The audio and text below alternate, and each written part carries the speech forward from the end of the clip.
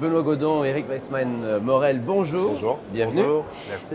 Benoît, vous êtes responsable des fonds réparation pour Ecomaison et Eric, vous êtes directeur de la filière recyclage du mobilier pour Ecomaison. Alors, avant de s'engager dans notre sujet, Ecomaison a changé de nom, c'était Ecomobilier avant, pourquoi?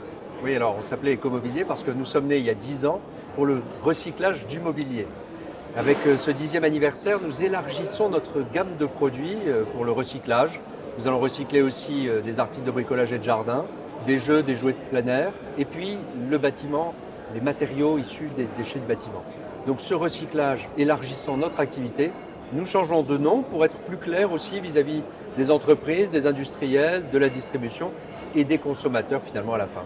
Très bien. Alors, on va parler réparation du mobilier et réemploi du mobilier. Je suis fabricant ou distributeur aujourd'hui. Pourquoi je m'intéresserais à la réparation du mobilier? Tout d'abord parce que la loi anti-gaspillage et pour une économie circulaire, AGEC, a demandé aux éco-organismes de mettre en place ce qu'on appelle un fonds réparation. C'est-à-dire que l'éco-organisme doit stimuler la réparation des produits pour allonger leur durée d'usage, permettre au consommateur de faire réparer son produit, de trouver un réparateur, d'avoir cette offre de réparation à disposition pour qu'au moment où il rencontre un souci, une panne, une défaillance de son produit, il puisse le faire réparer plutôt que de le jeter en vue de son recyclage. Très bien. Et alors, quand et quelles actions vont être mises en place par Ecomaison? Alors dès 2023, nous allons déployer ce fonds réparation que nous allons doter financièrement. Ce fonds va permettre de faire deux choses. Mettre en place un réseau de réparateurs agréés par Ecomobilier. Donc nous allons écrire un référentiel de ce qu'est un bon réparateur de mobilier, de ce que peut attendre un consommateur de ce réparateur, de ce qu'il peut proposer aux consommateurs. Et nous allons leur proposer à ces réparateurs d'être labellisés par Ecomobilier pour être connus du consommateur, pour que les fabricants, les distributeurs puissent aussi mandater, prescrire ces réparateurs auprès de leurs clients. Nous allons également mettre en place une participation financière de la part d'Ecomobilier sur la facture de réparation du consommateur chez le réparateur agréé. C'est-à-dire que je suis consommateur, j'ai connu une défaillance, un problème sur mon produit meuble ou de literie. Je le présente à un réparateur agréé par Ecomobilier qui me dit que j'en ai pour une centaine d'euros par exemple de réparation, de devis.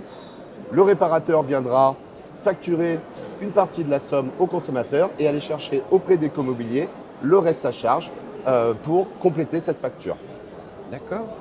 Et après 2023, quelle perspective sur les années suivantes?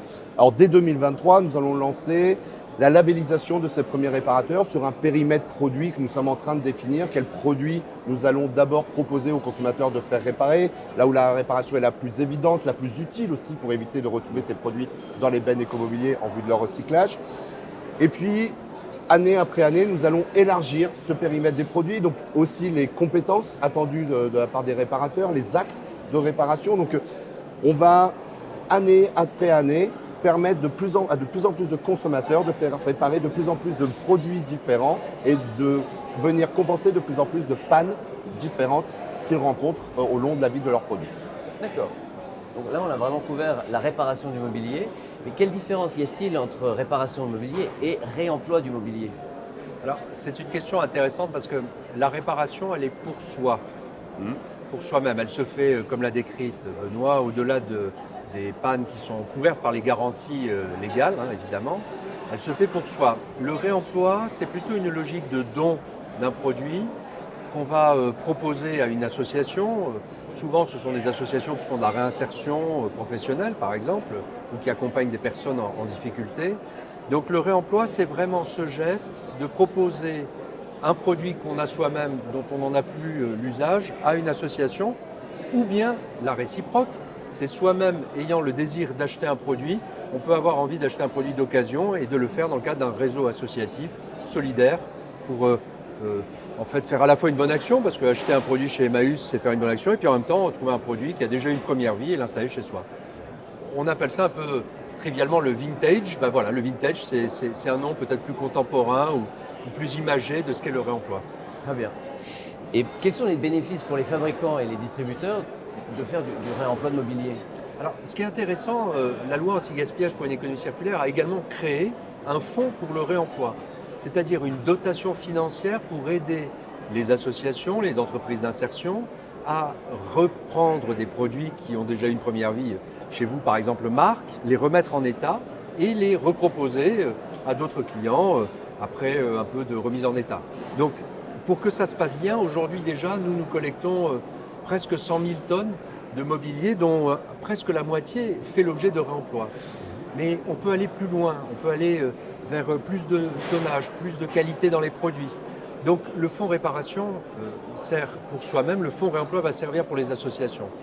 Quel bénéfice pour les entreprises du meuble? C'est votre question et j'y réponds tout de suite. Le bénéfice, c'est d'abord de pouvoir y participer aussi, d'être partenaire. On a des hybridations aujourd'hui dans les modèles. On a des distributeurs qui s'intéressent à aussi mettre en place de la vente d'occasion dans leur surface de vente. On a des industriels qui cherchent à accompagner la durée de vie et prolonger la durée de vie des produits et qui peuvent très bien travailler avec des associations pour cela. On va avoir comme ça des passerelles en fait intéressantes. Les associations vont continuer de bénéficier exclusivement du fonds réemploi, mais ce travail ensemble, cette hybridation peut leur servir aussi pour donner plus de visibilité, un accès à un marché plus grand, un accès à plus de produits, peut-être des produits de meilleure qualité. Donc c'est vraiment ce travail coopératif que nous allons organiser, mettre en œuvre avec ces moyens financiers supplémentaires qui seront apportés par ce fonds réemploi. D'accord, merci beaucoup Benoît, merci Eric. Merci Marc. Merci. Merci.